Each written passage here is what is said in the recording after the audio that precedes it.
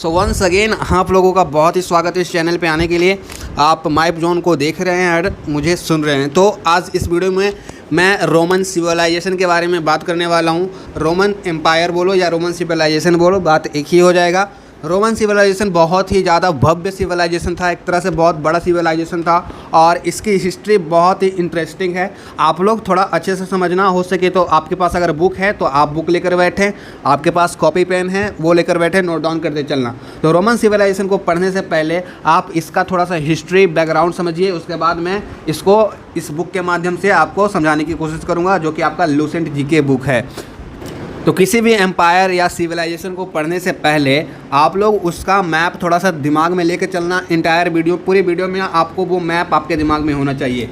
आप उसका मैप दे सकते हैं। ये जो रोमन एम्पायर है, रोम आज के डेट में रोम कहाँ पर है ये आपको बता देता हूँ। आज के डेट में जो रोम है, आप इटली शहर देखे होंगे यूरोप में, वहाँ पे बीचों बीच में ये रोम बसा हुआ है। आप लोग मैप में देख सकते हैं। ये यूरोप कंटिनेंट का एक मतलब कंट्री है जिसका नाम इटली है और बीचों बीच आपको रोम मिल जाएगा। और ये मैप देखिए, आप लोग इस मैप में आप देख पा रहे होंगे कि ये जो है रोमन एम्पायर है पूरा का पूरा। आप लोग देखिए रोमन एम्पायर कहाँ कहाँ पे फैला हुआ था। उस समय में ये जो रोम था, रोमन सिविलाइजेशन था, बहुत ज़्यादा एक्सपेंशन इसका हुआ था और बहुत ज़्यादा फैला हुआ था। आप लोग मैप में देख ही पा रहे होंगे, Spain, Sicily, Macedonia, Greek, north Africa का थोड़ा पार्ट इसके कब्जे में था, इजिप्ट इसके कब्जे में था, वेस्टर्न ग्रीक इसके कब्जे में था, वेस्टर्न एनाटोलिया इसके कब्जे में था। तो इतने सारी जो चीज़ें थी, मेडिटेरेनियन सी जो है उसके आसपास जितने भी कंट्रीज़ थी वो इसके कब्जे में था, रोमन एम्पायर के कब्जे में था और वहीं पे रोमन सिविलाइजेशन भी था। सो इतना ध्यान में रखना है मैप आपको। और यह जो रोमन सिविलाइजेशन स्टार्ट हुआ, एक रिवर के किनारे स्टार्ट हुआ है। उस रिवर का नाम आप लोग हमेशा से याद रखना, क्या कि क्वेश्चन यहाँ से बनेगा तो आप लोग ज़रूर फंस सकते हैं, तो इसको याद रखिएगा। उस रिवर का नाम था टाइबर रिवर। आप इटली में या आप देखिए वहाँ पर टाइबर रिवर बना हुआ होगा मैप में, आप उस रिवर को याद रखना है। रिवर टाइबर जो है वो रोम में ही बसा हुआ है, लोकेटेड है, एंड वहीं पे रोमन सिविलाइजेशन जो है स्टार्ट हुआ था। ये एक रिपब्लिक सिविलाइजेशन था, मतलब रोमन एम्पायर जो था एक रिपब्लिक सिविलाइजेशन था। कैसे रिपब्लिक और आप मोनार्की में अंतर समझते ही होंगे। मोनार्की मतलब जो एक राजा चलाता था, मोनार्क मतलब एक राजा होगा, बाकी सारे प्रजा होंगे और राजा का पूरा राज होगा पूरे आपके कंट्री पे। तो वो मोनार्की सिस्टम ख़त्म हो जाता है कब? 510 बीसी में मोनार्की सिस्टम ख़त्म होके फिर कौन सा सिस्टम आ जाता है? रिपब्लिक हो जाता है पूरा का पूरा रोम। एंड उसी के आगे से रोमन सिविलाइजेशन हम लोगों को पढ़ना है। तो रिपब्लिक रोम को हम लोग पढ़ते हैं। रिपब्लिक रोम को हम लोग दो भाग में बांट देते हैं। रोम को हम लोग दो भाग में बांट देते हैं, first phase and second phase. ऐसा इसलिए करते हैं कि पढ़ने में आसानी हो, क्योंकि आप समझ रहे हैं ये रोम सिविलाइजेशन जो है, रोम एम्पायर जो है बहुत ही बड़ा एम्पायर है। और ये ठीक ग्रीक और पर्शियन वगैरह जितने भी आपने, मैं पिछले वीडियो में आपको पढ़ाया हूँ, आपको ग्रीक का मैंने सिविलाइजेशन पढ़ाया था, Greek empire, Persian empire, Iranian empire, वो सभी ख़त्म होने के बाद ये लास्ट में रोमन सिविलाइजेशन आता है। उसके बाद आपको मेडिवल वर्ल्ड पढ़ना है, medieval history of world. Phase में क्या होता है, सेकेंड फेज़ में क्या होता है, दोनों को समझेंगे। और ज़्यादातर हम लोगों को सेकेंड फेज़ के बारे में ज़्यादा अच्छे से पढ़ना है। फर्स्ट फेज़ के बारे में थोड़ा सा ओवरव्यू लेते हैं। फर्स्ट फेज़ जो है आपका 510 से लेकर 280 बीसी तक ये चला था। तो इसको आप लोग नोट डाउन करना चाहें तो कर ले। ये 510 से लेकर 280 बीसी तक इसका टाइम इंटरवल था और ये इस टाइम पे इटली इसके पूरे कब्जे में आ गया था। पूरा का पूरा इटली, रोम, देखिए रोम एक छोटा सा शहर है। उस समय में रोमन सिविलाइजेशन से आप लोग समझ पा रहे होंगे, रोम एक छोटा सा शहर है और इटली इतना बड़ा है। तो ये जो पहला फेज़ था ना, उसमें ये इटली पूरा का पूरा इसके कब्जे में आ गया था। पूरा इसके कब्जे में आ जाने के बाद ये फर्स्ट फेज़ में यही हुआ था। और फर्स्ट फेज़ का जो मेन गोल था, मेन मोटिव था फर्स्ट फेज़ में क्या करना था कि पूरा का पूरा जो एरिया है जितना हो सके उतना एक्सपेंशन करना है, उतना अपना एरिया फैलाना है, उतना अपना राजपाट फैलाना है। तो पहला फेज़ में यही हुआ था ज़्यादातर। सेकेंड फेज़ में क्या हुआ था उसको समझते हैं अभी। सेकेंड फेज़ का टाइम इंटरवल नोट करना चाहें तो आप लोग नोट कर सकते हैं। 280 से लेकर 227 बीसी तक आपका ये सेकेंड फेज़ चला और उसमें बहुत ही महान राजा हैं, जूलियस सीजर, अगस्टस वगैरह, सारा का सारा हमको पढ़ना है। अभी डिटेल में ये सारी चीज़ें दिख रही हैं, उन्हीं के बारे में दी गई हैं, ठीक है। तो वो सभी हम लोग अभी पढ़ेंगे। पहले इसका ओवरव्यू लेते हैं, सेकेंड फेज़ में क्या मोटिव था और क्या करना था।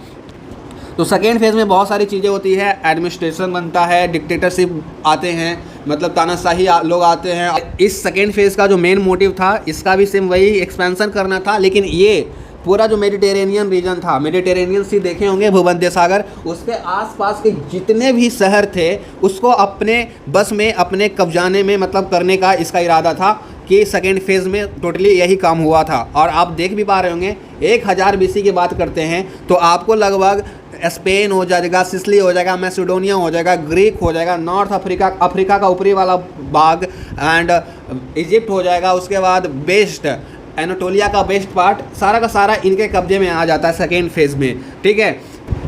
लेकिन इतनी भी चीज़ें आई हैं, क्या आसानी से इनको मिल जाएगी? नहीं, इनको किसी ना किसी से लड़ना पड़ेगा। तो इनका एक लंबा लड़ाई चलता है एक कार्थेजियन के साथ। आप लोग यहाँ पर देख पा रहे होंगे कार्थेजियन का आप यहाँ पर मेंशन होगा।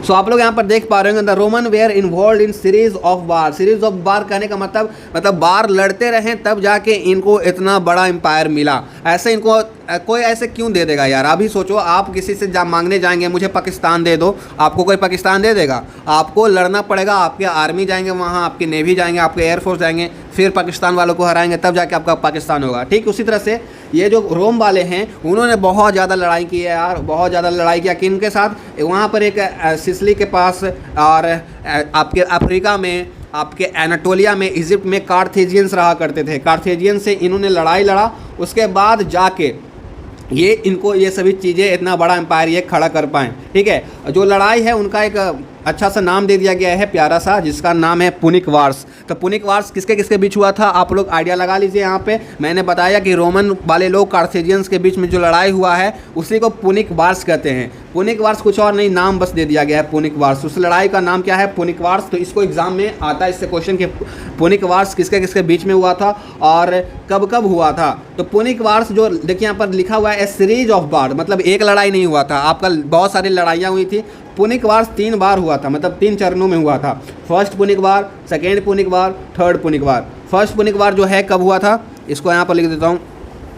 डेट आपको वैसे याद नहीं रखना है, ठीक है, वैसे आपको समझाने के लिए मैं बता देता हूँ। पहला जो पुनिक वार है 264 BC से लेकर 264 BC से लेकर 241 BC तक आपका ये चलता है पहला लड़ाई। ठीक है, पहला लड़ाई लंबा चलता है। उसके बाद 218 से कितना तक? 201 BC तक आपका ये सेकेंड वार चलता है। उसके बाद 149 BC ये लास्ट लड़ाई होता है, पुनिक वार लास्ट पुनिक वार होता है, जो 149 से लेकर 146 3 साल चलता है ये वार। और लास्ट बार में क्या होता है? लास्ट बार जो हुआ थर्ड पुनिक वार्स 149 से लेकर 146 BC तक, उसमें ये पूरी तरह से कार्थेजियंस लोगों को हरा देते हैं, डिफीट कर देते हैं और पूरा का पूरा कब्जा लेते हैं एंड इनका पूरा का पूरा राज हो जाता है। सो वही सभी चीज़ें बताई गई है। By the beginning of first century BC, first century मतलब समझ रहे हैं 1000 BC में ये इंटायर रोम को तो इसके पास था ही, इटली वगैरह, ग्रीस वगैरह, एशिया माइनर में जितने आते हैं सारा का सारा इन्हें कन्कर कर लिया, मतलब पूरा का पूरा ये अपने कब्जे में जीत लिया। और इजिप्ट को भी इन्होंने जीता है, यहाँ पर सारा बता दिया गया है। तो इस सभी चीज़ों को ध्यान में रखना है कि इसने पुनिक वार लड़ा, उसके बाद इसको सारा का सारा चीज़ मिला, Egypt, Asia Minor, Greece and Italy तो इसके पास पहले ही से ही था, फर्स्ट फेज से ही था। और ये इसलिए भी कर पाया कि रोम के पास जो थे बहुत ही भयानक मतलब भयानक करने का मतलब मेरा सेंस है कि बहुत योग्य, बहुत ही अच्छे लोग आर्मी थे। जिसका आर्मी तगड़ा होगा यार वो लड़ाई में ज़रूर जीतेगा। ठीक है, सो जैसे कारगिल वार में हम लोग के जो आर्मी थे तगड़े थे पाकिस्तान वाले से, तो कारगिल वार हम लोग ने जीता था कि नहीं? उसी तरह से जो इसका रोम वालों का जो आर्मी था बहुत ही तगड़ा था, इसी के कारण ये जो है कार्थेजियंस को आसानी से हरा पाए, लेकिन लंबा समय लग गया इनको हराने में। ठीक है, सो ये सारी चीज़ें याद रखिएगा। अभी यहाँ पर देखिए शुरू से हम लोग देख लेते हैं। तो मैंने इतना तो बता दिया कि मेडिटेरेनियन सी के आसपास जितने भी शहर थे उसमें ये रोमन सिविलाइजेशन फला बला और टाइबर नदी के किनारे इसका उद्गम हुआ था। ये सभी तो चीज़ आपने देख लिया ना। अभी हम लोग यहाँ से देखते हैं कि 1000 BC में ये रोमन सिविलाइजेशन स्टार्ट होता है। कहाँ पे स्टार्ट होता है? रोम शहर में स्टार्ट होता है। रोम शहर में एक डिस्ट्रिक्ट है जिसका नाम था लैटियम डिस्ट्रिक्ट है। ठीक है, और इनका जो मुख्य भाषा था लैटिन था। देखिए यहाँ पर लिखा हुआ था language of the ancient Roman were Latin. Latin कहाँ से आया? इनका जो डिस्ट्रिक्ट था ना, जिला था, जिला का नाम लैटियम है, उसी से लैटिन लिया गया है। ठीक है, सो इतना सारी चीज़ें जो है छोटी छोटी चीज़ें ध्यान में रखना है कि लैटिन वर्ड कहाँ से आया है। तो रोम में एक डिस्ट्रिक्ट था, जिला था वहाँ जिसका नाम लैटियम था उसी से लैटिन लिया गया है। और लैटिन वर्ड आप लोग भी देखे होंगे, जब साइंस के बहुत सारे डिफ़िकल्ट मीनिंग वर्ड आते होंगे तो वहाँ पर बता दिया जाता होगा कि ये वर्ड लैटिन से लिया गया है, आप इसका मीनिंग ये है। तो साइंस वाले चैप्टर्स वगैरह पढ़ते होंगे तो आपको लैटिन लिखता मिला ही होगा किस सबको, अगर साइंस के स्टूडेंट होंगे तो। उसके बाद यहाँ पर इनका पॉलिटिकल सिस्टम समझते हैं। The early Romans had a king, इनके पास राजा भी हुआ करता था, इनके पास असेंबली भी हुआ करते थे एंड सेनेट भी हुआ करते थे। तो ये सभी क्या हैं, इनको थोड़ा डिटेल में हम लोग समझेंगे। तो हम लोग इसके पॉलिटिकल सिस्टम को समझते हैं। जैसा कि मैंने वीडियो को आप लोग स्टार्टिंग में ही आपको समझाया था कि ये जो आपका रोमन एम्पायर है, रोमन सिविलाइजेशन है, वो पहले आपका रिपब्लिक नहीं था, पहले ये मोनार्की सिस्टम यहाँ पे चला करता था। मोनार्की सिस्टम मतलब किसी एक के पास पूरा पावर, सुप्रीम पावर होगा और बाकी सब ऐसे ही रहेंगे, मतलब बाकी सब प्रजा रहेगी और एक राजा रहेगा, उसी को मोनार्की सिस्टम बोलते हैं। और उसके बाद क्या होता है कि 510 BC के बाद यहाँ पर ये जो रोम है रिपब्लिक हो जाता है। और रिपब्लिक कहने का मतलब आप लोग इतना समझिएगा कि इनके पास रूल रेगुलेशन होगा, कानून बना दिए जाएंगे और एक सिस्टम होगा, सिस्टम के थ्रू आपका पूरा एम्पायर चलेगा। ठीक है, जैसे कि हम लोग का एक सिस्टम है और इंडिया में अभी आज का बात कर रहा हूँ मैं, हम लोग के पास एक सिस्टम है, रूल रेगुलेशन है, कानून से सभी सारी चीज़ें, तभी हमारा देश चल रहा है। किसी एक के पास राजा नहीं है, समझ, जैसे कि पहले के ज़माने में चंद्रगुप्त मौर्य हुआ करते थे, उसके पास पूरा का पूरा राजा होता था और कानून वगैरह कुछ नहीं हुआ करता था। उस तरह से इन लोग के पास भी मोनार्की सिस्टम कब घटता है, 510 में हट जाता है, 510 BC में। ठीक है, तो 510 BC में अगर इनका हट गया, उसके बाद रिपब्लिक आ जाता है। और रिपब्लिक आने के बाद बहुत सारी चीज़ें बदलती है, रूल रेगुलेशन आते हैं, कानूनें बनती है और एक सिस्टम बनता है। और सिस्टम में मेजर 3 लोग रहते हैं। 3 लोग कौन? सबसे ज़्यादा जो ताकतवर होगा किंग होगा, राजा होगा। असेंबलीज बनाई जाती हैं, बहुत सारे लोग का ग्रुप बनाया जाता है। उसके बाद कुछ सेनेट्स होते हैं, सेनेट्स, असेंबली एंड किंग। यही 3 लोग जो रहते हैं जो पूरे रोमन एम्पायर को चलाते हैं। ठीक है, तो हम लोग एक एक करके समझते हैं। तो किंग को थोड़ा ज़्यादा समझाना नहीं है, आप लोग बस इतना समझिए, किंग सबसे ज़्यादा सुप्रीम होता है एंड ऑल पावर, सबका सबसे ज़्यादा पावर इसी के पास होता है और सबसे ज़्यादा ताकतवर भी यही होता है। उसके बाद असेंबली कौन होता है, सेनेट कौन होता है। तो इसको समझने के लिए आपको एक चीज़ और समझना पड़ेगा कि यहाँ के जो लोग थे, रहने वाले लोग थे, सोसाइटी था यहाँ का, 2 पार्ट में बांटा गया था, पहला पार्ट एंड दूसरा पार्ट। पहला पार्ट वाले को क्या बोलते थे, आप लोग नोट डाउन करना चाहें तो नोट डाउन कर सकते हैं, पैट्रिशियन बोलते थे। एंड दूसरे पार्ट को क्या बोलते थे, प्लेबियन बोलते थे। ठीक है, तो पहले पार्ट को क्या बोलेंगे, पैट्रिशियन। पैट्रिशियन एंड प्लेबियन में अंतर क्या है, 2 तरह के समुदाय था यहाँ पर यार। देखो, पैट्रिशियन जो था बहुत ज़्यादा अमीर थे, बहुत अच्छे लोग थे, मतलब अच्छे लोग कहने का मतलब ये है कि बहुत ज़्यादा अमीर था, सारा का सारा पूरा का पूरा ताकत इनके पास था। ठीक है, जैसे कि हम लोग के पास ही देखो, जो जनरल कैटेगरीज में आता है माना जाता है कि वो सबसे ज़्यादा अच्छा है और जो SC ST में आते हैं उसको सबसे ज़्यादा कम माना जाता है। उसी तरह से जो पैट्रिशियन थे उनके पास ज़्यादा मतलब इनको वैल्यू दिया जाता था और ये कॉमन पीपल हुआ करते थे। प्लेबियंस जो होते थे कॉमन पीपल, आम आदमी लोग हुआ करते थे और इनको जो होते थे कम माना जाता था और इनका जो संख्या था ज़्यादा था। पैट्रिशियन का संख्या कम था। ये अमीर लोग का आज भी देखो यार, अपने देश में अमीर लोगों की संख्या बहुत कम है, लेकिन गरीबी देखेंगे किसी भी स्टेट में जाके, पूरे इंडिया में भी देख लो, गरीबी बहुत ज़्यादा है। अमीर लोग तो कुछ ही लोग होते हैं ना, गरीब लोग ज़्यादा हैं। तो उस समय पे भी पैट्रिशियन की कमी थी क्योंकि ये लोग अमीर थे और ये लोग ज़्यादा नंबर में थे, प्लेबियंस। ठीक है, तो ये सोसाइटी में 2 तरह के लोग रहा करते थे, पैट्रिशियन एंड प्लेबियंस। और इसी पैट्रिशियन को जो पहले नंबर में है, जो अमीर लोग हैं, उनको हम लोग एरिस्टोक्रेट्स बोलते थे, एरिस्टोक्रेट्स। ओके, तो ये याद करो या ना करो, बात एक ही है, मतलब इसको बस ध्यान में रखना कि एरिस्टोक्रेट्स किसको कहा जाता है, पैट्रिशियन को कहा जाता है। सोसाइटी में कुछ और लोग भी रहा करते थे पैट्रिशियन एंड प्लेबियंस के अलावा, जिनको हम लोग वुमेन्स एंड स्लेव्स बोलते हैं। इनको अलग कैटेगरी में रखा जाता था। सबसे कम जिनको वैल्यू दिया जाता था, मतलब समझो कि ये जरा सा भी वैल्यू नहीं मिलता था इन लोगों को। जो महिलाएं थी और जो नौकरें थे, उन लोगों को अलग कैटेगरी में रखा गया है। एंड आप लोग देख सकते हैं सबसे ऊपर में जो है सबसे ज़्यादा इनके पास होगा, उसके बाद ताकत इनके पास होगा और वुमेन्स वगैरह के पास कुछ नहीं था। तो वुमेन्स लोग का इज्जत यहाँ पर नहीं होता था। जैसे कि देखिए, womens and slaves were not a citizen, उनको सिटीजन का भी दर्जा नहीं दिया जाता था। और अगर इसको सिटीजन्स का दर्जा नहीं दिया जाएगा तो सिटीजन्स के जितने भी राइट्स वगैरह हैं इनको नहीं मिलेंगे। तो सोच सकते हैं अगर आप भी देखो अपने, तो आपको सिटीजन्स का राइट नहीं दिया जाए इंडिया में तो आप कैसे जिएंगे, अपना ज़िंदगी कैसे बिताएंगे। आप लोग इतना समझ गए। अभी हम लोग समझते हैं असेंबली एंड सेनेट क्या होता है। तो सेनेट को समझने के लिए हम लोग सेनेट ए से लिख देता हूँ और असेंबली इधर ए से लिख देता हूँ, ठीक है, आप लोग समझ जाइएगा। तो असेंबली जो था इसमें लोअर हाउस था और सॉरी यहाँ पर सेनेट लिखा हुआ है। जो सेनेट जो था ये आपका अपर हाउस था, ठीक है। राजा के बाद जिसको सबसे ज़्यादा पावर था वो सेनेट लोगों के पास था। उसके बाद असेंबली है जो लोअर हाउस था, इसके पास लेस पावर था सेनेट से। तो सबसे कम पावर किसके पास होगा? असेंबलीज में। तो सेनेट को समझते हैं, उसके बाद हम लोग असेंबली को भी देखेंगे। तो ऑलमोस्ट राजा के पास तो पावर होता है, राजा को हटा के चलो यहाँ पर असेंबली और सेनेट को देखो।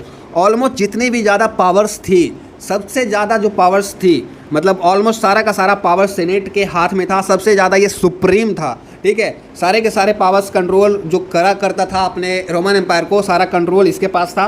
और कंट्रोल जब इसके पास है तो सबसे ज़्यादा ताकतवर भी यही माना जाएगा। ऐसा माना जाता है कि टोटल यहाँ पर 600 मेंबर्स थे इस सेनेट में। सेनेट कुछ और नहीं, आप लोग बस आम भाषा में समझो कि एक तरह से एक सिस्टम है जिसमें 600 लोग भरे हुए हैं और इसको सेनेट को चला रहे हैं। तो पहले 300 था, लेकिन सेनेट में फिर बाद में चल के 600 हो जाता है मेंबर्स।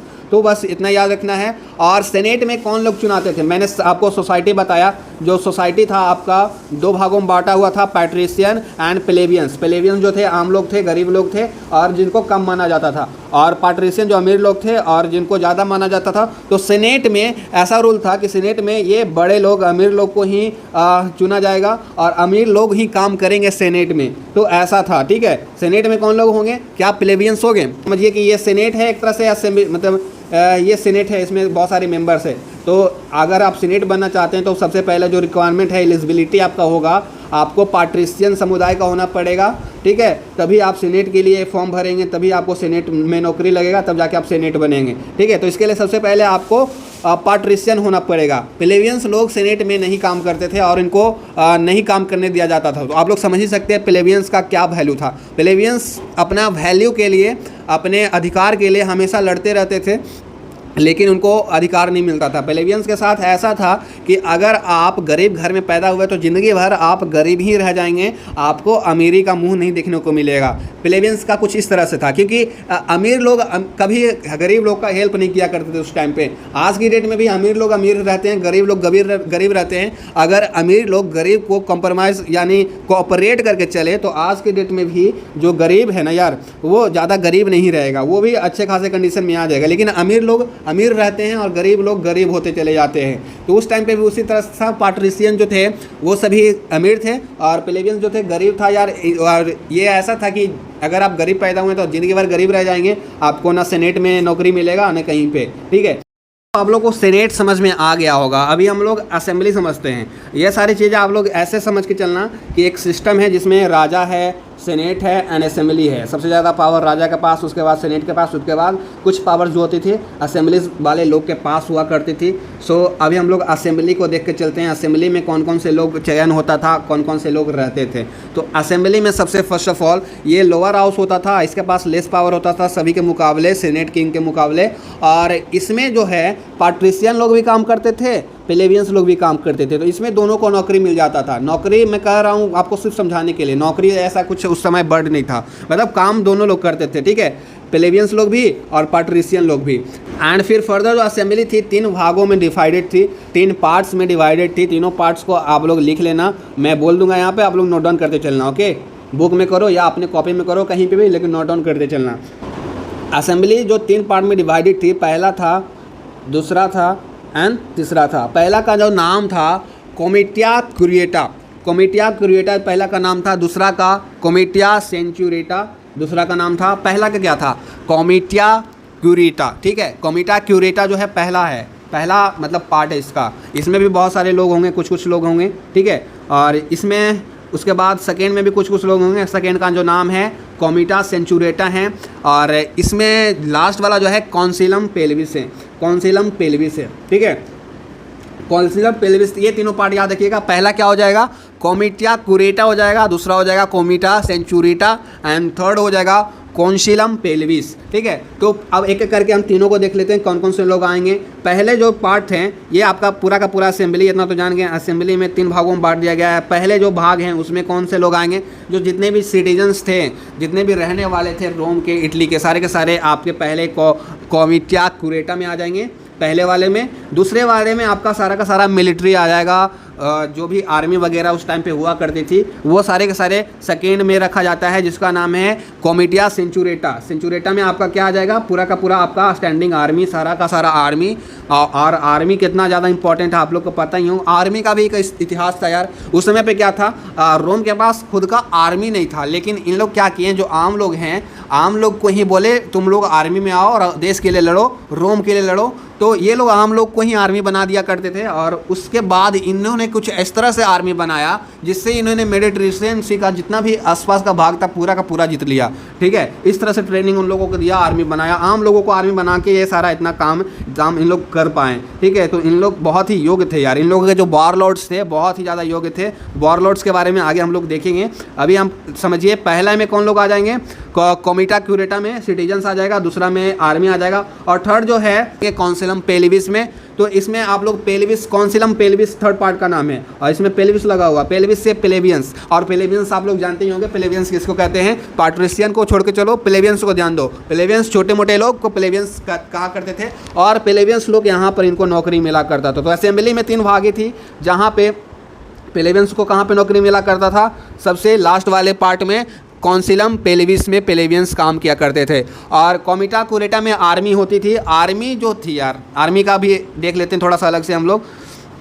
आर्मी ऐसा नहीं था कि आर्मी में सिर्फ आपको पाट्रिशियन, आर्मी में सभी को चयन होता था, पाट्रिशियन प्लस प्लेबियंस दोनों, अमीर लोग गरीब लोग दोनों का चयन होता था। लेकिन आर्मी को भी फर्दर बांट दिया गया था 5 क्लासेस में। 5 क्लासेस में आर्मी को बांट दिया गया था, जिसमें 3 क्लास था अलग से, 2 क्लास था अलग से। इसमें लोग जो ये लोग जो थे ज़्यादा इंपॉर्टेंस इनको दिया जाता था, क्योंकि ये सुप्रीम थे, और ये इसमें पाट्रिशियन लोग ही चयन होता था। ठीक है, 5 क्लासेस को 2 पार्ट में बांट दिया जाता है, 3 एंड 2 करके।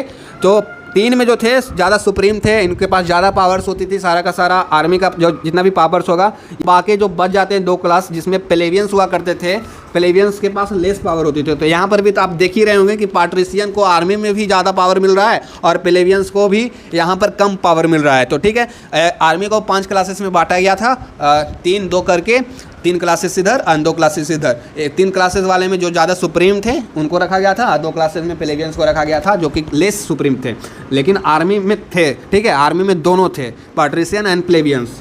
सो आप लोग 3 को यहाँ पर देख लिए हैं। असेंबली के 3 पार्ट आपने देखा है। पहला जो थे कोमिटिया क्यूरेटा थे, दूसरा कोमिटिया सेंचुरेटा थे, एंड थर्ड में कॉन्सिलम पेल्विस था। ठीक है, और सेकेंड में कौन सा था, आर्मी वाले लोग थे। फर्स्ट में आपके सिटीजन्स थे, और थर्ड में पेल्विस लोग थे, मतलब आम लोग थे। ठीक है, सो यहाँ पर जो सिटीजन्स लोग के पास था कम पावर हुआ करता था। सबसे ज़्यादा पावर जो होगा यहाँ पर असेंबली में किसके पास होगा, आर्मी के पास होगा। आर्मी के पास सबसे ज़्यादा पावर हुआ करता था, और सिटीजन्स के पास जो पहला है कोमिटिया क्यूरेटा, उसके पास कम पावर हुआ करता था। बस इतना याद रखना कि आर्मी के पास सबसे ज़्यादा पावर हुआ करता था असेंबली में। ओके, अभी हम लोग ये देख लिए हैं, अभी हम लोग आगे बढ़ते हैं। और फिलहाल यहाँ पर इतना डिटेल में इस बुक में दिया नहीं गया, लेकिन मैंने फ्लो में आपको बता दिया कि पॉलिटिकल सिस्टम इसका इस तरह से था। तो आपसे एक क्वेश्चन करूँगा, प्लेबियंस लोगों का कौन सा असेंबली था जो प्लेबियंस लोगों का देखभाल करता था? कोई तो कोई चाहिए ना प्लेबियंस लोग को सुनने वाला। ऐसे प्लेबियंस लोग का रहना फिर बेकार हो जाएगा यार, उसको सब इग्नोर करके चलोगे। जैसे गरीब लोग हैं, भिखारी लोग हैं, उसको भीख देना सब बंद कर देंगे तो भिखारी लोग को रहना बेकार हो जाएगा कि नहीं? तो प्लेबियंस को देखभाल करने वाला एक असेंबली था, उसका नाम आप लोग कमेंट करके ज़रूर बताइएगा। और कुछ इस तरह से इनका पॉलिटिकल सिस्टम था। और इनमें एक और पद था यार, एक और पोस्ट था जिसका नाम था, उस समय पे मजिस्ट्रेट भी हुआ करते थे। मजिस्ट्रेट भी 2 टाइप्स के हुआ करते थे, एक होते थे कॉन्सल्स, एक होते थे सेंसोर्स। ठीक, कॉन्सल्स में आपके जो थे जुडिशियल, जितने भी न्याय वाली चीज़ें थी, जुडिशियल और मिलिट्री वाली चीज़ें थी, एग्जीक्यूटिव वाली चीज़ें थी, सारे के सारे देखभाल यही करते थे कॉन्सल्स। और बाकी जो सेंसर्स जो थे वो असेंबली के द्वारा सेलेक्ट किया जाता था, मतलब इलेक्ट किया जाता था, और ये पब्लिक का देखभाल करते थे। तो दो तरह के मजिस्ट्रेट थे और दोनों का काम आप लोग देख लिए। बस पॉलिटिकल सिस्टम में आपको याद रखना है। उसके बाद ये जो था पूरा का पूरा सिस्टम जूलियस सीजर जाके ख़त्म कर देते हैं कि ये सारा सिस्टम जो है आपका सेनेट का, असेंबली का, किंग का सारा ख़त्म कर दूंगा मैं। जूलियस सीजर के टाइम पे ये ख़त्म हो जाता है। अभी हम लोग राजाओं के बारे में अच्छे से पढ़ते हैं थोड़ा सा। पॉलिटिकल ऑर्गेनाइजेशन के बाद अब हम लोग समझते हैं राजाओं के बारे में। महान महान जो योद्धा आए, वारलॉर्ड्स आए, उनके बारे में समझना है हम लोगों को। अब जितना ज़्यादा रोल आर्मी लोग का था इस पूरे एक्सपेंशन में, विस्तार में, पूरे रोम सभ्यता का, उतना ज़्यादा ही आपको श्रेय जाता है इन वारलॉर्ड्स का। वारलॉर्ड्स नहीं रहते तो इतना ज़्यादा एक्सपेंशन भी नहीं होता है। तो वारलॉर्ड जो है कब आते हैं? जब ये पॉलिटिकल सिस्टम जो है थोड़ा सा ख़राब स्थिति में आ जाता है, पॉलिटिकल सिस्टम जो है थोड़ा चरमराने की स्थिति पे आ जाता है, तब जाके ये सभी वारलॉर्ड्स का उदय होता है। और क्या होता है कि पहले मैंने आपको बताया है कि ये जो दो तरह के सोसाइटी में लोग रहा करते थे, पैट्रिशियन एंड प्लेबियंस। प्लेबियंस लोग भी मांग करने लग जाते हैं, यार कि मुझे राइट्स दो, हम ऐसे नहीं जिएंगे, बहुत ज़्यादा मांग करने लग जाते हैं। आप पैट्रिशियन स्थान से रहते हैं, उनको क्या मतलब, वो तो राजा हैं ही, तो उनको कुछ मतलब नहीं रहता है, वो अपना ज़िंदगी जी रहे हैं। लेकिन पैट्रिशियन अपना मांग करने लग जाते हैं। लेकिन क्या होता है, थोड़े देर बाद इनको सारा का सारा चीज़ जो मांग कर रहे होते हैं, डिमांड सारा पूरा हो भी जाता है टाइम के साथ। और ये लोग के साथ भी फिर सारे जगह सेनेट में, असेंबलीज़ में और सभी जगह इनको जॉब मिलनी स्टार्ट हो जाती है। तो इनका जो मांग था पूरा हो जाता है। उसके बाद फिर आते हैं ये सभी जो राजाएं हैं जिनका नाम जूलियस सीजर है, पॉम्पी है। तो इन वारलॉर्ड्स में सबसे पहले जो आते हैं उनका नाम मैरियस एंड सुला रहता है। ठीक है, आप लोग मैरियस एंड सुला रहता है। तो फिर क्या होता है, इन दोनों के बीच लड़ाई हो जाता है। मतलब नहीं होता है यार, पावर्स आएंगे तो लड़ाई अपने आप ही हो जाएंगे। ऐसा क्यों होता है? क्योंकि सभी चाहता है, आप लोग के पास भी देखते होंगे, स्कूल वगैरह जाते होंगे तो बोलते होंगे मैं तुमसे ज़्यादा ताकतवर हूँ, मैं, उसी में लड़ाई हो जाता है। इसी बीच तो मारियस एंड सुला के बीच लड़ाई होता है, जिसमें जीतता कौन है? तो इसमें सुला का जीत हो जाता है। मारियस को हरा दिया जाता है, सुला जीत जाता है। ये पहले वारलॉर्ड्स हैं जिनके बीच लड़ाई होता है। और सुला और इनका टाइम इंटरवल अगर याद रखना चाहे तो 88 BC से लेकर 82 BC तक लड़ाई चलता है। फिर क्या होता है कि सुला जो होता है वो वापस चला आता है रोम में और उसके बाद खुद को डिक्टेटर बना देता है। डिक्टेटर बोले तो तानाशाह। तानाशाह मतलब समझ ही रहे होंगे तानाशाह कौन होते हैं, जो तानाशाही करते हैं उन्हीं को तानाशाह बोलते हैं। तो उसके बाद ये खुद को तानाशाह घोषित कर देता है और तानाशाह घोषित करते ही इसको कुछ प्रॉब्लम्स का सामना करना पड़ता है, क्योंकि आप एक रिपब्लिक देश में रह रहे हैं। रिपब्लिक देश में रूल रेगुलेशन होंगे, कानून से होंगे, तो तानाशाही नहीं चलेगा। ठीक है, तो इसको सबसे ज़्यादा इसके सामने जो प्रॉब्लम का फेस करना पड़ता है कि सेनेट होता है, असेंबली होता है, उसको कैसे ख़त्म करे। अगर वो रहेगा तो इसका तानाशाही ज़्यादा दिन तक नहीं चल पाएगा। ठीक है, अगर आप भी तानाशाही करना चाहते हैं पूरे इंडिया में तो आपको पूरा कॉन्स्टिट्यूशन को हटाना पड़ेगा, सुप्रीम कोर्ट वगैरह को हटाना पड़ेगा, तब जाके आप एक तानाशाह बन पाएंगे इंडिया में। ठीक है, तो इसके साथ प्रॉब्लम ये था कि सेनेट, असेंबली वगैरह को कैसे ख़त्म करें। से मेन वारलॉर्ड्स का मेन मोटिव यही था, गोल था कि इसको हटाओ, उसके बाद तानाशाही डिक्टेटरशिप अपनाओ। तो फिर क्या होता है, इतना कि इतना बीच लड़ाई होता है, मैंने बताया इन दोनों के बीच, जिनका नाम है मारियस एंड सुला। तो सुला जीत जाता है। उसके बाद ये डिक्टेटर खुद को घोषित करता है। देन उसके बाद ये 79 BC में ये रिटायर हो जाता है। फिर उसके बाद जो नेक्स्ट राजाएं होते हैं उनको बारे में देखिए। उन लोग जब रिटायर हो जाता है आपका सुला, उसके बाद बाकी आगे का जो 3 राजा है उनका नाम याद रखिएगा। एक तो आपके हैं जूलियस सीजर, ठीक है, दूसरा आपका है पॉम्पे एंड थर्ड में आपको मिलेगा क्रैसस। ये इन तीनों के बीच एक सुलह होता है, एक मीटिंग होता है जिसको बोलते हैं फर्स्ट ट्रायम्विरेट होता है। इन तीनों ने का निर्णय करते हैं कि यार अभी तो सब कुछ फिर से गड़बड़ हो गया है, ये जो सुला था वो रिटायर कर गया है, तो अब हम संभालना है हमें 3 लोगों को, तो क्यों ना तीनों मिल के हम पूरे रोमन सिविलाइजेशन, पूरे रोमन एम्पायर को संभालें। तो इन 3 लोगों के बीच सुलह होता है, मीटिंग होता है और इन 3 लोग ऐसा करने लग जाते हैं। फिर क्या होता है, इसमें से जो 3 को रहता है ना, तीनों में से एक ये जो हैं आपके क्रैसस की मृत्यु हो जाती है, हत्या हो जाती है, तो बच जाते हैं बस ये दोनों जिनका नाम है जूलियस सीजर एंड पॉम्पे। और ये दोनों बच जाते हैं। तो ये दोनों सोचें कि यार एक वो तो चल ही गया है पार्टनर में से, 2 ये पार्टनर बचे हैं, तो दोनों पार्टनर में से हम क्या करते हैं ना कि एक को और हटा देते हैं, पूरा पावर मेरे पास आ जाएगा। तो फिर क्या हो जाता है, इन दोनों के बीच भयंकर लड़ाई होता है। पोम्पे एंड जूलियस सीजर के बीच भयंकर लड़ाई होता है और जीतने वाले का नाम है जूलियस सीजर। पोम्पे हार जाता है और ये हार के भाग जाता है, फिर इसका मृत्यु हो जाता है। तो इसका मृत्यु होगा तो इसको छोड़ो, फिर उसके बाद जूलियस सीजर को देखते हैं। तो जूलियस सीजर बच जाता है लास्ट में और ये सबसे पहला डिक्टेटरशिप होता है, सबसे महान डिक्टेटरशिप कहलाता है आगे चल के जूलियस सीजर, क्योंकि सारा का सारा पावर इसके हाथों में आ जाता है। क्योंकि एक तो पहले ही मर गया, एक को हरा दिया पोम्पे को, उसके बाद सारा का सारा पावर किसके पास बच हो गया। 10 सालों तक ये राज करता है आपका जूलियस सीजर। फिर एक ना एक समय इसका भी खात्मा हो जाता है, मतलब ये भी इसका राज खत्म होता है। फिर आगे के जो 3 वारलॉर्ड्स होते हैं, 3 राजा होते हैं, वो फिर से सुलह करते हैं, जिसको सेकेंड ट्राइमवेट बोलते हैं। पहला ट्राइमवेट में आपने देखा, अभी सेकेंड ट्राइमविरेट को देखते हैं। सेकेंड ट्राइमवेट में अगेन 3 राजाओं के बीच सुलह होता है, मीटिंग होता है और बोलते हैं अब तो जूलियस सीजर का समय ख़त्म हो गया है, फिर से पॉलिटिकल जो आपका रोम है उसका स्थिति खराब हो रहा है, तो क्यों ना हम तीनों मिलकर संभालें। तो अगला 3 जो राजा हैं उनका नाम देखिए, उनका नाम है, पहले राजा मार्क एंटोनी है, सेकेंड जो राजा है आपके लैपिडस नाम है, एंड थर्ड है ऑक्टावियन। ठीक है, ऑक्टावियन थर्ड राजा है, ऑक्टावियन सीजर इनका नाम है। ठीक है, सो आप लोग देखिए इन तीनों के बीच फिर से मीटिंग होता है और ये तीनों तय करते हैं कि हम तीनों मिल के और इस पूरे रोमन एम्पायर को संभालेंगे। एक का तो रिटायर हो जाता है, बोलता है मुझे नहीं रहना है भाई इस ग्रुप में, अब मुझे पार्टनर तुम लोग के साथ नहीं रहना है, मैं चलता हूँ। ये अपना मतलब हटा लेता है अपने आप को उस पार्टनरशिप से। फिर बच जाते हैं दोनों बच जाएंगे तो क्या होगा, लड़ाई होगा। और लड़ाई में कौन जीतता है कौन हारता है, तो लड़ाई में ऑक्टावियन सीजर जीतता है। ऑक्टावियन सीजर कोई और नहीं, जो जूलियस सीजर का भांजा था।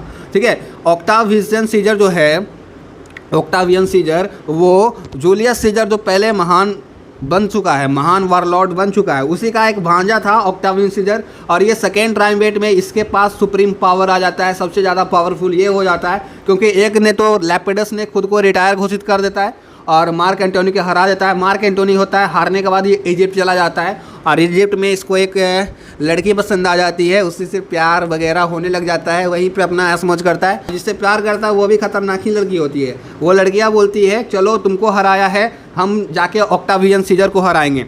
वो लड़की हराने आती है ऑक्टावियन सीजर को, लेकिन वो हरा नहीं पाती है और हार के वापस चल जाती है अपना मुँह लेके। ठीक है, तो इस तरह से पूरा राजाओं का चलता है। उसके बाद क्या होता है कि जो ऑक्टावियन सीजर है, आप लोग यहाँ पर देखें, बुक में भी वही सारी चीज़ें बताई गई है। आपका लड़ाई होता है जूलियस सीजर पोम्पे के बीच, तो जूलियस सीजर जी जाता है। उसके बाद ये जो रानी है ये फिर से अटैक करती है किस पे, उसके बाद फिर से पहला देखिए दूसरा सुलह होता है जिसमें इसके बीच लड़ाई होता है मार्क एंटोनी एंड ऑक्टावियन। ये तो रिटायर ही हो जाता है लैपिडस। वही सारी चीज़ें बुक में भी दी गई है, तो मैं जो बोल रहा हूँ उस पर बस ध्यान दो। ठीक है, उसके बाद ये जो आपका है ऑक्टावियन सीजर, वो तो जीत गया। उसके बाद क्या करेगा ये इसके पास पूरा का पूरा पावर आ जाता है ऑक्टावियन सीजर का, कब 37 BC में, और ये रोमन एम्पायर में सबसे पावरफुल बन जाता है। जूलियस सीजर की ही तरह ये भी पावरफुल बन जाता है और ये लगभग 44 साल तक रूल करता है। और ये अपने आप का एक नाम देता है, अपने आप को एक टाइटल देता है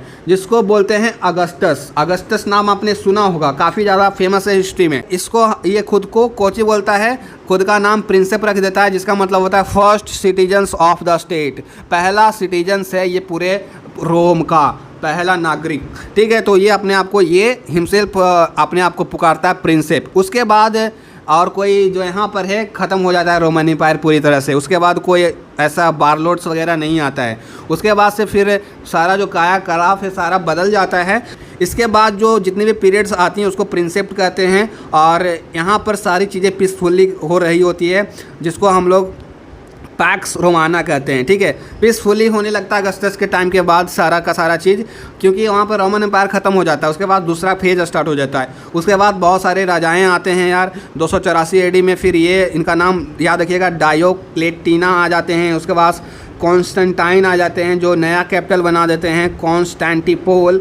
उस मतलब रोमन एम्पायर बहुत ज़्यादा विस्तार किया, बहुत ज़्यादा एक्सपेंशन किया यार। लेकिन एक समय सबका ख़राब जरूर आता है, इसका भी ख़राब समय आया। धीरे धीरे धीरे धीरे रोमन एम्पायर जो है ख़त्म हुई हो गया धीरे धीरे। और ख़त्म होने का मेन कारण था ये 2 पार्टों में बट गया। जो रोमन एम्पायर है ये 2 एम्पायर में बट गया, वेस्टर्न एंड ईस्टर्न एम्पायर। ठीक है, एंड फर्दर जो वेस्टर्न एम्पायर है वो भी बहुत सारे पार्टों में ब्रोक हो गया, मतलब बट गया। और यही कारण रहा कि रोमन एम्पायर बहुत ज़्यादा दिन तक नहीं चल पाया।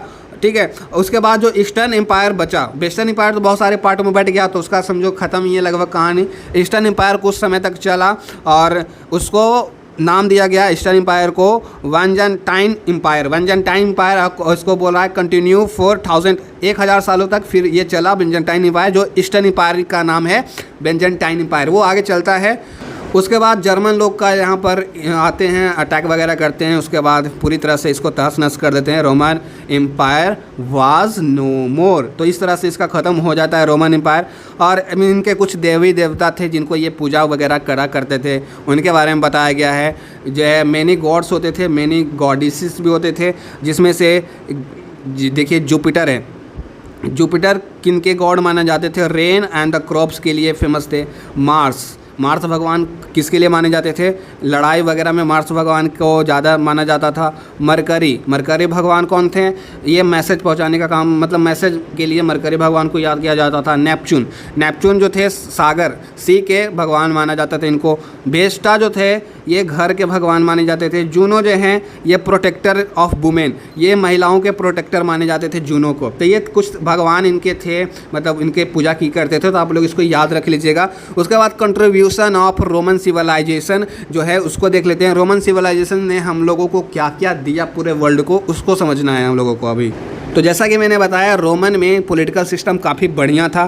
तो रोमन से हम लोगों को Roman law and principle of governance are the Rome greatest contribution over the world. इनके जो पॉलिटिकल सिस्टम का जो स्ट्रक्चर था वो हमारे वर्ल्ड में आगे चल के कहीं ना कहीं फॉलो हो ही रहा है, और इनका ये बहुत ही ज़्यादा योगदान रहा है पूरे वर्ल्ड में। यानी कि इनका महल वगैरह देखोगे यार, उस समय का बहुत ही ज़्यादा भव्य वगैरह बना हुआ होता था, बहुत ही ज़्यादा स्ट्रक्चरल होता था और सिस्टमेटिक होता था। इनके जो रोड्स लिंकिंग सिस्टम था वो भी बहुत बढ़िया था, मतलब ये रोड है, ये रोड है, ये रोड है, इस तरह से इनका रोड हुआ करता था चारों तरफ से और लिंक कराता था एक दूसरे से। तो रोड वगैरह के लिए भी रोम बहुत अच्छे तरीके से जाना जाता है।